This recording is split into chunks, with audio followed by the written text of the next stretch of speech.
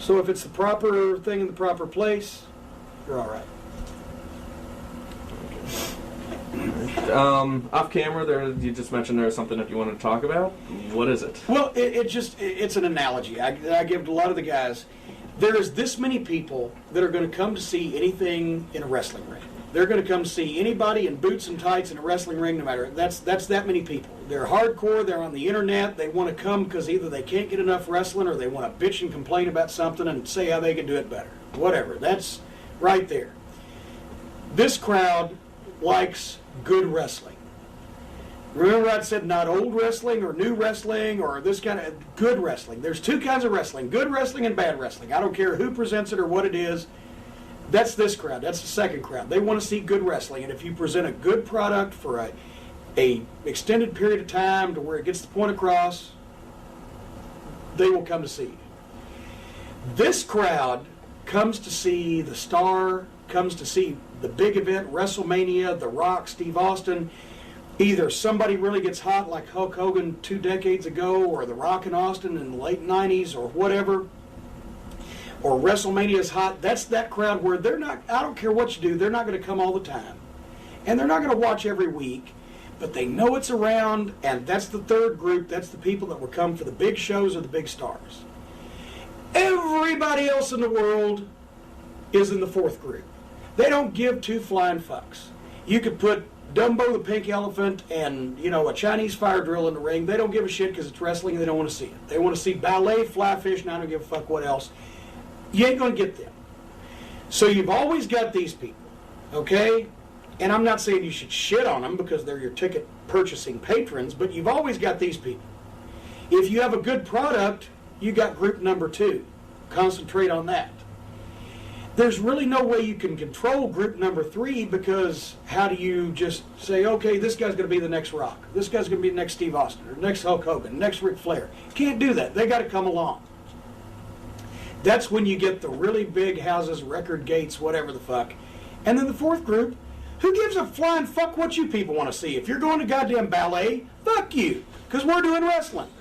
And the people who try to say, well, we're going to give people who don't like wrestling something to watch.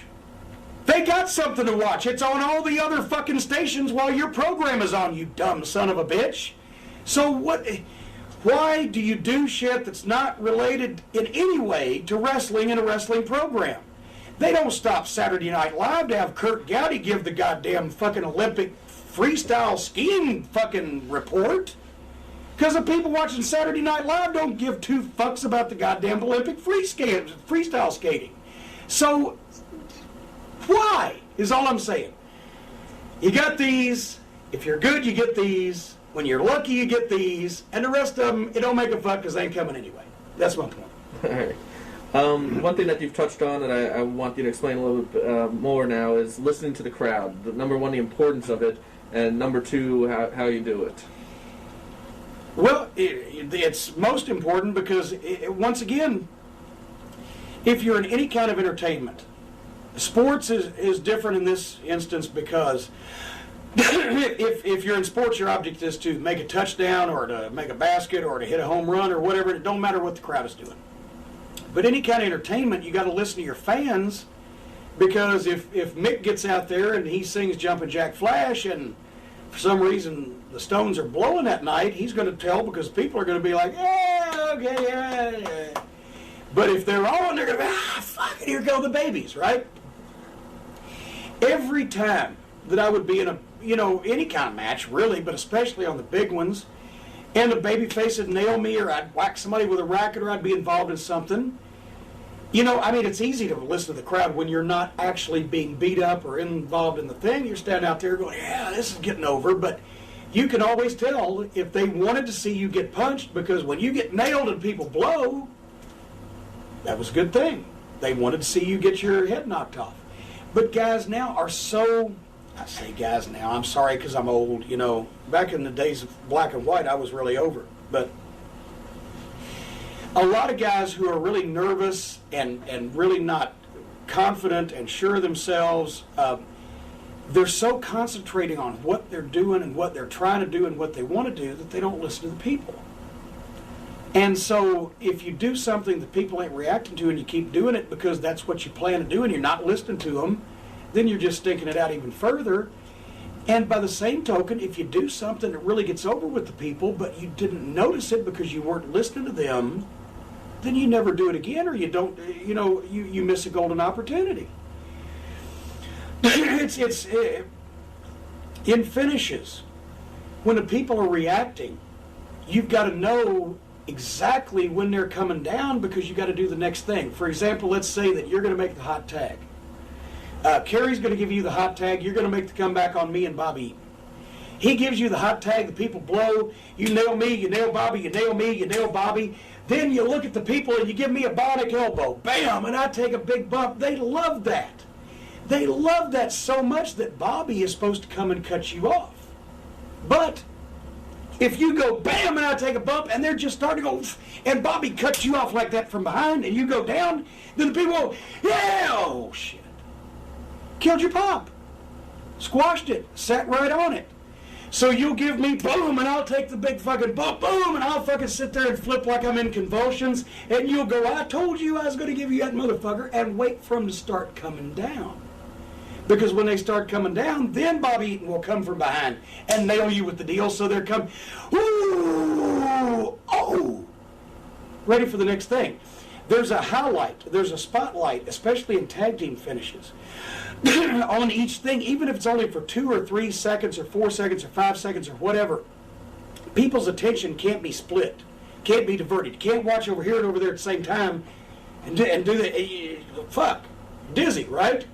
So it has to be, boom, this guy, slam, turns around, oh, he drop kicked him, oh shit, wait a minute, here comes this guy, grabs him in a headlock, shoots him off, bam, double knockout with the referee, referee flew to the floor, oh shit, there's the referee on the floor, back in the ring, oh, that guy just got hit. It has to go from place to place to place to place to place, so you don't split their attention, but at the same time, the finish has to go bang, bang, bang, so there's no lag time in between. We used to do on the Midnight Express tapes, which I'm sure you'll be offering for sale very soon here on this very television station. We used to do finishes where we would get 5, 6, 7, 8 minute cues to go, because we would need that much time to go into this thing, to tell this story, whatever it may be, and at the same time not rush it. Now, guys are so anxious not to screw anything up or not to miss anything that as soon as this guy falls to the floor, immediately this guy's leveling this guy with a baseball bat, and here comes the guy with the weed eater, and here comes the guy with the rototiller. What the fuck's going on? I don't know. Shit, it's all over the place. Ethel, and then, now here's the most important part. You hear buzzes in the crowd, right? When people start murmuring, conversation, you know what that is? It's not good. That's Hey Ethel. I don't care if it's in the first part of the match, middle part of the match, end part of the match. When all of a sudden something happens in the ring that's just totally screwy, and you hear the people, I'm Fred, okay, and Ethel's my wife, and I either looked down to get my popcorn, or I was looking over here at the goddamn girl with the big tits that I wish Ethel had over there in the front row, and for a second I missed something, and I turn around and I go, hey Ethel, what the fuck just happened? Would you shut up, Fred? I'm trying to watch the fucking match. Well, listen, don't goddamn give me lip. I'm just asking you what's going on over there? We don't know, because now we're over here, right? Same thing when somebody misses a spot and makes it blatantly obvious, or somebody does something that just violates the rules of common sense or credulity.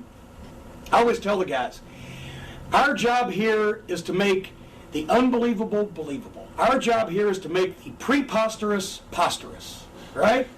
Well, when something happens that's just totally fucking stupid, right? And old Fred turns to Ethel and goes, did you see that? Or why did that happen? Or what's going on here? Or what? And then they start fucking mouthing off. That's all over the whole arena. That's what that is. That's people talking to each other, either laughing at the stupid thing they just saw or trying to get somebody next to them to explain it. Then you've lost it. Then you might as well grab a chin lock, sit down, read the fucking morning news, because it's going to be a while till all these little separate conversations get resolved and they turn back around and look at your match again. How about the guys who take a guy, pick him up, and body slam him in the 20-foot ring, right? Body slam him 3 feet from this turnbuckle. And then they immediately go to that turnbuckle and climb up on top so they can come off the top, right? Well, now how the fuck do I know, because I'm Karnak the Magnificent or I'm some kind of mind reader, when I slam the guy this 17 feet from this turnbuckle, how do I know to go over there and climb that top rope? How do I know that he's going to stand up? If I could do it, I would, but we have a small area here. Actually, we're in a closet. I believe later I'll be held for ransom, put a bag over my head, and somebody will piss on me or something. But anyway, how did I know that this guy was going to stand up and glassy-eyed and rubber-legged wander over to that corner where I could jump off on him? I don't fucking know. You're looking at me with a blank look. That's why all those people in the arena are too. How the fuck did that motherfucker know he could go over there and jump off the top? It don't make sense. Like on South Park, right? Johnny Cochran, the lawyer. It doesn't make sense. It doesn't. Look at the pretty monkey. Okay? It don't make sense. And that's when people go, oh, fuck. Tom Zink, Z-Man, on a live Clash of Champions one time, it was hilarious. He looked like he tried to commit suicide. The spot was, he was going to slam whoever over here. He was going to run to those turnbuckles, leap up, come off the buckle with a turnaround crossbody, and it was going to be beautiful because he was a great athlete. But the problem was, this dumb motherfucker he slammed forgot to get up and come over there. So he slammed him, ran to that turnbuckle, jumped up, and dove off in midair and just fucking crashed in the middle of the ring. He wasn't 10 feet from his opponent. And people go, well, that's a dumb motherfucker right there. Pay attention. Listen to people. Don't do anything off kilter, and don't set things up that obviously foretell that you know what you're supposed to be doing, and the other guy knows what you're supposed to be doing for no reason. Okay, now, boy, that took a long time to say that, and very it could have been done much more succinctly. From a wrestler's perspective, how do you listen to the crowd? You have the spots going on in your Generally, head? I use my ears. I actually tried it up my nose one time, but I had a cold that day and I couldn't really hear a goddamn thing. No, it's when you're driving. When you're driving, if you drive 15 miles, how many times you look in the rearview mirror? Every 20 seconds or so. Yeah. Oh, well, yeah, I've ridden with you. You have to try every 10. You don't know. It's second nature. It's second nature. You don't really say, okay, now I'm going to listen to the crowd. You hear them. While you're doing your shit, you hear them. It's second nature. You don't listen to them. You just hear them. If you're concentrating so hard on what you're doing or trying to do that you block out all other senses, smell and taste and hearing or whatever the fuck, no, you don't. I've had, especially the guys that just begin tell me, well, I didn't hear any goddamn thing. I'd be screaming at them. I've refereed some matches with some of the guys. I'd be screaming at them, do this. I don't want to hit him, push me, kick me. Somehow I grabbed one guy and turned him around by the shoulder and said, read my lips if you're deaf, hit me. Because they're goddamn, they're just scared to death. I'm on TV. Oh shit, people are watching. Goddamn, there's witnesses. Relax. They can't eat you. They cannot eat you. When you go to the ring, they cannot cook you, put you on a barbecue, cut you up with a knife, take a fork and eat you. If they can't do that, what's the worst that can happen? Have a stinky fucking match. It's been done before. Repeatedly. All right, looking at managing now, which I guess this can also apply to seconds and valets. Well, what's the role of the manager or second or whatever it happens to be these days? I don't know shit from apple butter about what the role is these days.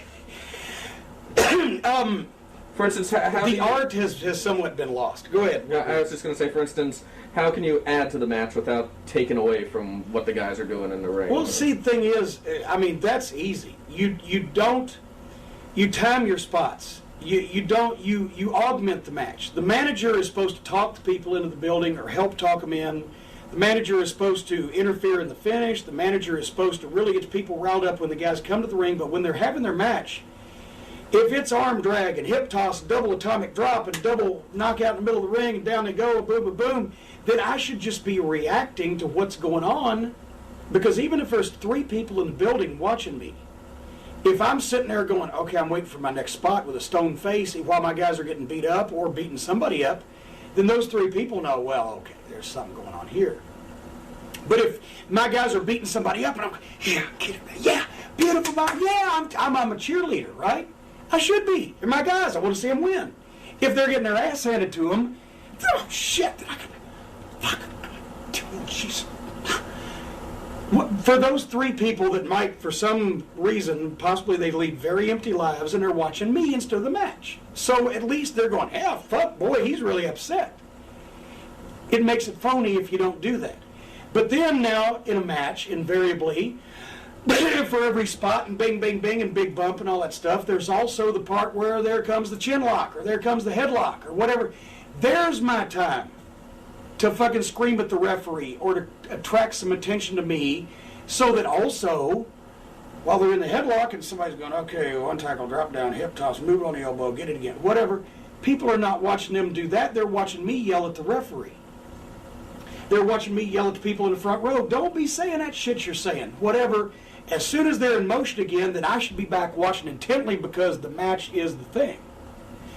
And once again, a manager can be chased around the ring. I've had my shoes pulled off. I've had my pants pulled off. I've had all my clothes pulled off, and that was just in the Ring of Honor offices. I've had all kinds of shit done to me. I've been hit over the head with things, faces and cake. You can do all kinds of stuff because that way you don't have to do it to the wrestlers.